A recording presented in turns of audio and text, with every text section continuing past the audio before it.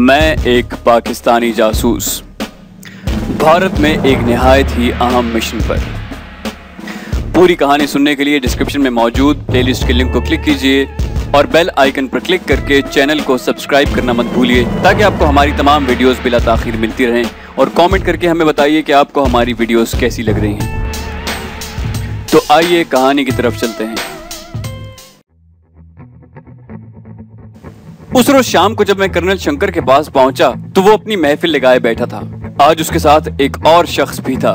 Colonel Shankar ने मेरा पुरतबाक खैर मकदम किया और अपने साथ बैठे हुए शख्स से मेरा तारुफ करवाया। वो आगरा छावनी में स्टेशन था। 6 पंजाब रेजिमेंट का कमांडिंग ऑफिसर था और हेडक्वार्टर्स में किसी काम से आया हुआ था। कर्नल शंकर की महफिल शराब नोशी जब उरूज पर पहुंची तो उसने नशे में झूमते हुए मुझसे पूछा कि विनोद, अगर तुम अपनी बेहतरीन चाय की पेटियां किसी महफूज जगह पर किसी एतबारी शख्स के हवाले करो और वो पेटियां गुम हो जाएं और तुम्हें बाद में मालूम हो कि तुम्हारा एतबारी आदमी लापरवाह और गाफिल शख्स है, तो तुम अपनी नासमझी का इल्जाम किसको दोगे, अपने आप को या उस गाफिल शख्स को? मैंने कुछ सोचकर जवाब दिया कि यकीनन मैं खुद को ही इल्जाम दूंगा, क्योंकि जिस शख्स के पास मैंने पेटियां रखी थी मुझे उसके मुताल्लिक पहले ही पूरी तसल्ली कर लेनी चाहिए थी। बिल्कुल दुरुस्त। यही बात मैं कर्नल रंजीत को आज कई बार समझा चुका हूं, लेकिन कुछ भी इसके दिमाग में पल्ले ही नहीं पड़ता। Nothing can be put in the brain of this square-headed person। Colonel Shankar की इस बेतकल्लुफाना बात से मैंने अंदाजा लगाया कि कर्नल रंजीत उसका पुराना यार है। शंकर ने रंजीत पर अपनी गोलाबारी जारी रखते हुए कहा, रंजीत, तुम्हारी कम से कम सजा मेरे ख्याल में मुलाजमत से बर्खास्तगी होगी। फौजी होने की वजह से तुम्हें कोई दूसरा काम तो आता नहीं। अगर तुम कहो तो मैं विनोद से बात करके तुम्हें उसके चाय के कारोबार में शामिल करवा देता हूँ। कर्नल रंजीत सर झुकाए कर्नल शंकर की तमाम बातें खामोशी से सुन रहा था। थोड़ी देर बाद कर्नल शंकर ने खामोशी तोड़ते हुए कहा कि पाकिस्तानी मेजर एहसन और उसके साथियों के गिरफ्तार होने और उनके मरने के बाद उन्होंने अपनी रविश न बदली। चंद रोज पहले आगरा में 2 पाकिस्तानी जासूस और पकड़े गए थे। डिवीजन कमांड ने उन्हें कर्नल रंजीत के हवाले किया ताकि FIU वाले आदमी उनकी तफ्तीश कर सकें। कर्नल रंजीत ने उसे बिला वजह की सरदर्दी समझते हुए उन्हें आगरे में DMI के हवाले कर दिया। DMI और FIU में हमेशा से एक तनाव रहा है। DMI वालों ने अपने हेडक्वार्टर्स और आर्मी हेडक्वार्टर को मुतला किया। अपने हेडक्वार्टर की तरफ से मैं आगरा गया। वहां DMI वालों का मेरे साथ रवैया हतक आमेज था, क्योंकि वो सिर्फ प्रधानमंत्री को जवाब दे हैं। मैं उसी रोज वापस चला आया। DMI के दिल्ली के अफसरान अभी आगरा जाने का सोच ही रहे थे कि पाकिस्तानी जासूसों को साथियों ने न सिर्फ छुड़वा लिया बल्कि पहरे पर मौजूद हमारे 6 जवानों को हलाक भी कर दिया। अब कर्नल रंजीत को यहाँ जवाबदही के लिए बुलाया गया है। इसका GOC भी इसके साथ आया है। उसे भी कर्नल रंजीत की तरफ से अपनी गफलत की जवाबदही के लिए बुलाया गया है। रंजीत मेरा पुराना दोस्त है और मैं उसे बचाने के लिए कुछ भी करने को तैयार हूं, लेकिन अपने जनरल के सामने किसी हैसियत में इसकी सफाई नहीं दे सकता। कर्नल रंजीत थोड़ी देर बाद क्लब में अपने अलाट शुदा कमरे में चला गया। कर्नल शंकर थोड़ी देर सर उठाए सितारों को देखता रहा और फिर मुझसे मुखातिब हुआ, विनोद, मैं तो हकीकतन पाकिस्तानी जासूसों के फरार और भारतीय जवानों की मौत से खुश हुआ हूँ। जासूस जिस नजरिए से दुश्मन मुल्क में दाखिल होता है उसे बाखूबी इल्म होता है कि वो शेर के जबड़ों में अपना सर दे रहा है और उसके जिंदा वापस लौटने की उम्मीद बहुत ही कम होती है। गिरफ्तार होने के बाद उसे और उसके साथियों को उसी जज्बे के साथ अपनी रिहाई की कोशिश करनी चाहिए।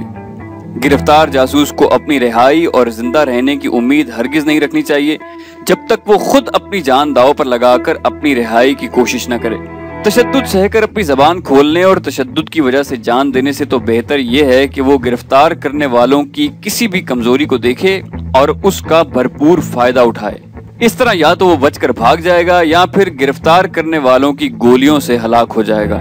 गिरफ्तारी के बाद मौत तो उसके सामने वैसे ही मंडलाती रहेगी, इसलिए मौत का खौफ बिल्कुल न करे और अपने बचाव की कोशिश हरगिज तर्क न करे।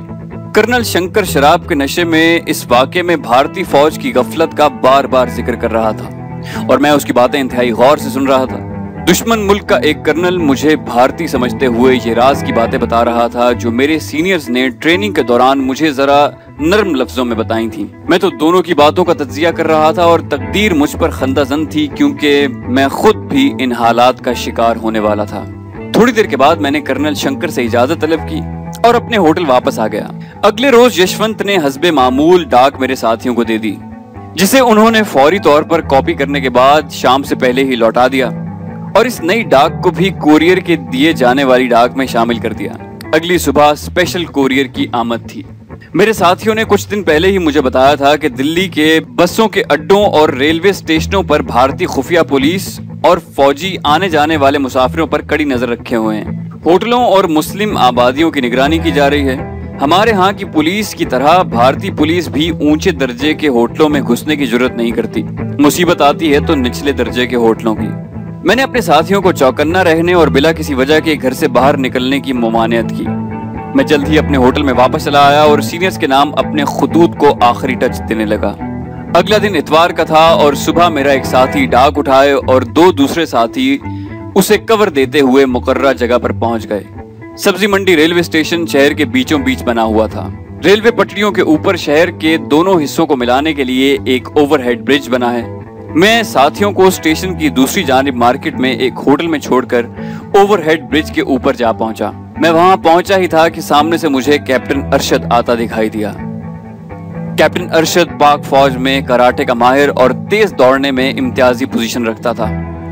मेरी ट्रेनिंग के दौरान 1 फरलांग से शुरू करके 11 मील तक मुझे मुसलसल दौड़ने की ट्रेनिंग उसी ने दी थी। उसे देखकर मेरा जी चाहा कि मैं उसे लिपट जाऊं, लेकिन हालात के तकाजे के मुताबिक हमने आंखों ही आंखों में अलग सलग की। उसके पास से गुजरते वक्त मैंने सरगोशी में कहा कि वो आगे चलता जाए, मैं चंद लम्हों में उसके पीछे आ जाऊंगा। वो धीमी चाल से आगे बढ़ता गया। मैं तेजी से प्लेटफॉर्म पर आया, बुक स्टॉल से 1-2 रिसाले लिए और वापस ब्रिज की तरफ चल पड़ा। ब्रिज की सीढ़ियां उतरते हुए मैंने कैप्टन अरशद को जा लिया। अब हम दोनों एक साथ चल रहे थे। कैप्टन अरशद ने मुझे बताया कि उसने अपने साथियों को पुल की दूसरी जानिब बाजार में छोड़ा है और उन्हें 1 घंटे बाद अमृतसर जाने वाली ट्रेन पर वापस जाना है। अमृतसर के नाम पर मैं चौंक पड़ा और पूछा कि क्या कोई नया रास्ता तलाश कर लिया गया है। कैप्टन अरशद ने बताया कि अमृतसर से पाकिस्तान को जाने का एक नया रास्ता हाफिज के कोरियर ने दरियाफ्त कर लिया है। भारत की जानिब से 6 स्मगलर उनके साथी हैं। हाफिज, जो कि लाहौर का रिहायशी और पाक भारत सरहद का स्मगलर है, और भारतीय जानिब के 6 स्मगलर उसके साथी हैं, और वो बॉर्डर से लेकर अमृतसर की ट्रेन की रवानगी तक पाकिस्तानी मेहमानों को अपनी हिफाजत में लेकर जाते हैं। ये उनका तकरीबन रोज का मामूल है। हमारा इदारा हाफिज को सहूलतें फराम करता है, जिसके इवज उसके आदमी हमें बॉर्डर के आर पार ले जाने की जिम्मेदारी उठाते हैं। इसी रास्ते को देखने के लिए कैप्टन अरशद खुद आया है। उसने बताया कि मंडी सादिकगंज, जहां से वो भारत में दाखिल हुए थे, उसकी निस्बत ये बहुत आसान रास्ता है और कम खतरनाक है, क्योंकि बॉर्डर की दोनों तरफ 1 फरलांग पर 2 गांव हैं जिनके रिहायशी इस काम में मुलव्विस हैं और वही दिल्ली तक आए हैं और वापस भी वही लेकर जाएंगे। इसी असना में हम उस रेस्टोरेंट के सामने पहुंचे जहां मेरे साथी इंतजार में थे। मैं अरशद को अंदर ले गया और साथियों के नजदीक एक टेबल पर बैठ गया।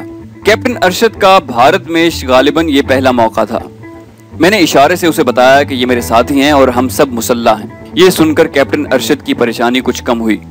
हमने चाय पी और कहा कि पाकिस्तान जाकर मंगल को वायरलेस पर अपना बखैरियत पहुंचने का पैगाम दें, ताकि हम यहाँ पर डाक की कॉपियों को जाया कर सकें। मैंने साथियों को इशारा किया। हम टेबल से उठे और हमारे पीछे पीछे हमारे साथी फासला रखते हुए हमें कवर देते रहे। कैप्टन अरशद ने तकरीबन 100 मीटर दूर एक रेस्टोरेंट की तरफ इशारा करते हुए बताया कि उसके साथी वहां बैठे हैं, जिनमें एक हवालदार उसे कवर देने के लिए भी है। मैंने कैप्टन अरशद को रेस्टोरेंट में जाने को कहा और अपने साथियों को इशारा किया। जिस साथी ने डाक उठाई हुई थी वो आगे बढ़ा और मेरे पीछे पीछे चलने लगा। बाकी 2 साथी हमें कवर किए हुए थे।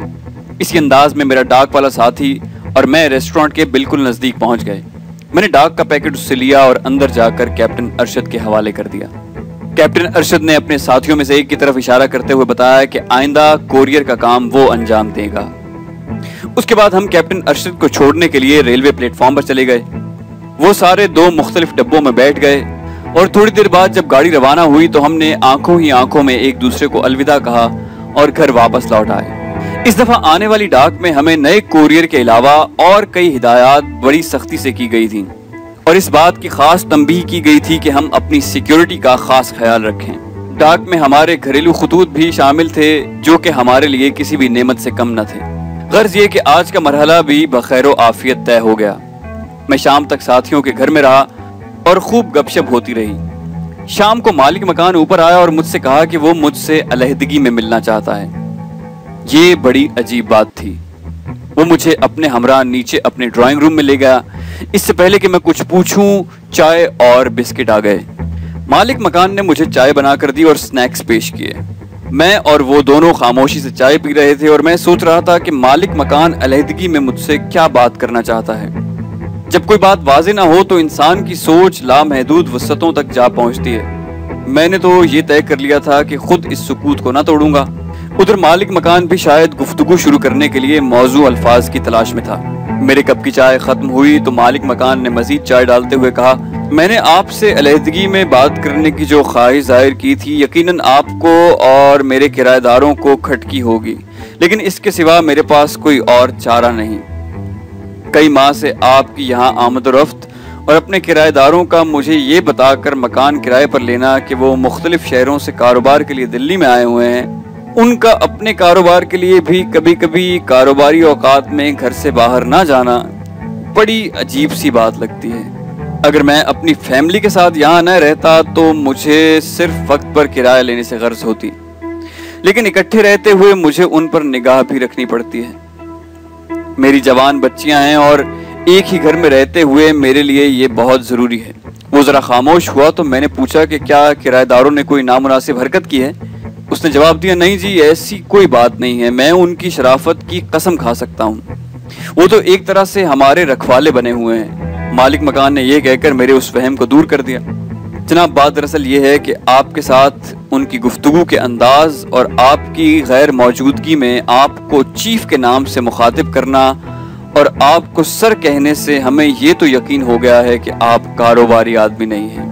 ऊपरी मंजिल के बरामदे में बैठकर आहिस्तगी से होने वाली गुफ्तगू भी हमें नीचे सुनाई देती है। जो कुछ हमारी समझ में आया वो ये था कि इनकी बातचीत हमेशा किसी मिशन की तैयारी, तकमील या डाक के मुतल्लिक होती है।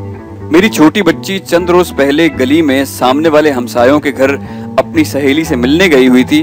दोनों चौबारे की खिड़कियों में से देख रहे थे तो हमारे किराएदारों ने सामने वाला दरवाजा बंद कर दिया, लेकिन खिड़की बंद न की। कमरे में खिड़की के सामने एक बड़ा आईना दीवार में लगा हुआ है। उस आईने में लड़कियों ने देखा कि किराएदार ने एक मशीन निकाली, बिजली से उसको कनेक्ट किया, एरियल की एक तार पहले खिड़की से बाहर निकाली और फिर उन्होंने इस मशीन से टेलीग्राम देने वाले एक आले का इस्तेमाल शुरू किया।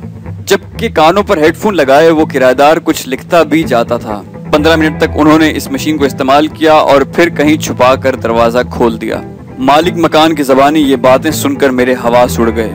मैंने खुद पर काबू पाने की कोशिश की, लेकिन मुझे महसूस हुआ कि मेरे चेहरे के बदलते हुए रंग को मालिक मकान ने अच्छी तरह से नोट कर लिया है। मैंने अपने डर पर काबू पाते हुए उससे पूछा, आपने इस बात से क्या नतीजा अखज़ किया? मालिक मकान ने जवाब दिया, मेरे ख्याल में आप किसी गैर मुल्क या पाकिस्तान के लिए काम कर रहे हैं और आप सब पाकिस्तानी हैं। मैं कुछ देर खामोश रहा और हवास को मुज्तमा करके उसकी आंखों में आंखें डालकर कहा, अगर आपको यकीन है कि हम पाकिस्तानी हैं और पाकिस्तान के लिए काम कर रहे हैं तो ये आपके लिए सुनहरी मौका है। पुलिस को इत्तला करो और हमें पकड़वा कर न सिर्फ खासे बड़े इनाम के हकदार बन जाओ, बल्कि भारत से वफादारी का नाकाबिल तरदीद सबूत भी पेश कर दो। मेरे ये अल्फाज डूबते हुए शख्स की आखिरी कोशिश के मुतरादिफ थे। मालिक मकान ने मेरी बात सुनते ही लाहौल पड़ा और कहा, जनाब, मैं आपको नहीं जानता, लेकिन मैं इतना जरूर जानता हूँ कि खुदा न खास्ता अगर मेरी सोच ऐसी होती तो आज आप पुलिस या फौज की हिरासत में होते। हम अल्हम्दुलिल्लाह मुसलमान हैं और दुनिया भर के मुसलमानों और खुसूसन पाकिस्तानी मुसलमानों को अपना समझते हैं। हम दिल्ली के पंजाबी सौदागरान फैमिली से हैं। पाकिस्तान में भी हमारी खासी वसी रिश्तेदारी है। आपने ये कैसे समझ लिया कि हम आपको पकड़वा देंगे? जनाबे वाला, मैं आपके मुताल्लिक ये यकीन करके कि आप वाकई पाकिस्तानी हैं और पाकिस्तान के मुफाद में काम कर रहे हैं, आपको दिल्ली के उन मुसलमानों से मिलाना चाहता हूँ जो आपकी मदद कर सकते हैं। मेरे लिए मालिक मकान की ये बातें इतनी अचानक और खिलाफ तवक्को थी कि मैं फौरी तौर पर कोई फैसला न कर पाया। चंद मिनट तो मैं खामोशी से उसे देखता रहा और इस दौरान उसके मुताल्लिक सैकड़ों मुस्बत और मनफी ख्यालात मेरे दिमाग में आते रहे। वो हमारी असलियत और ट्रांसमीटर के बारे में जान चुका था। ऐसी सूरत हाल दरपेश आने पर हमें जो हिदायत दी गई थी उनके मुताबिक तो मुझे उसे बिला ताखीर ख़त्म कर देना चाहिए था। उसी के साथ मुझे यशवंत का ख्याल आया, जो हिंदू होने के बावजूद भी हमारे साथ भरपूर ताउन कर रहा था। जैसे कि मैंने अभी अभी मालिक मकान से कहा था कि हमारे मुताल्लिक इतना कुछ जान लेने के बाद उसे पुलिस को इतला कर देनी चाहिए, उसका पहले से ऐसा ना करना और हमें पाकिस्तान के हमदर्दों से मुतारिफ कराने की पेशकश करना उसकी कोई चाल नहीं हो सकती थी। मैंने खामोशी से इन चंद मिनटों में बहुत कुछ सोचा और बिल आखिर इस ज़हनी कशमकश से निकलकर एक फैसला किया। मैंने मालिक मकान को मुखातिब करते हुए ठहरे हुए लहजे में कहा, मैं आपको फिलहाल अपने और अपने साथियों के मुताल्लिक यही बता सकता हूँ कि आपने जो कुछ सोचा है वो दुरुस्त है।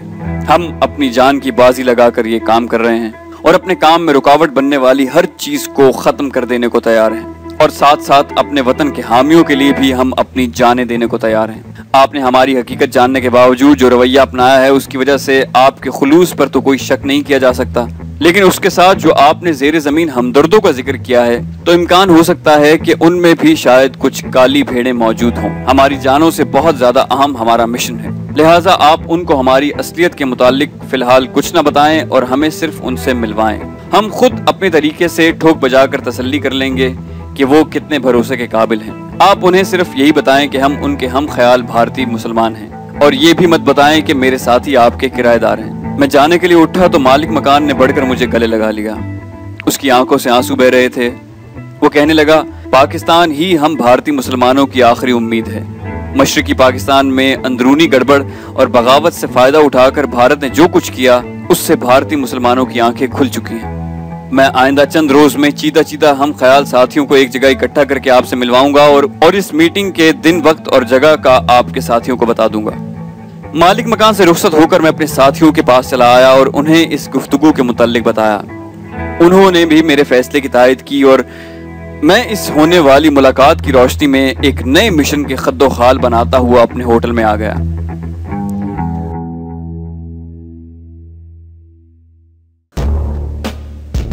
तो दोस्तों, ये थी हमारी आज की कहानी। उम्मीद करते हैं आपको हमारी कहानी पसंद आई होगी। अगर आपको कहानी पसंद आई हो तो इसे लाइक कीजिए, शेयर कीजिए और सब्सक्राइब करना मत भूलिए। सब्सक्राइब करने के लिए बेल आइकन पर क्लिक कीजिए ताकि आपको हमारी तमाम वीडियोस बिला ताखिर मिलती रहें। हम मजीद वीडियो लेकर आपके लिए जल्दी हाजिर होंगे। अपना बेहद ख्याल रखिएगा। अल्लाह हाफिज।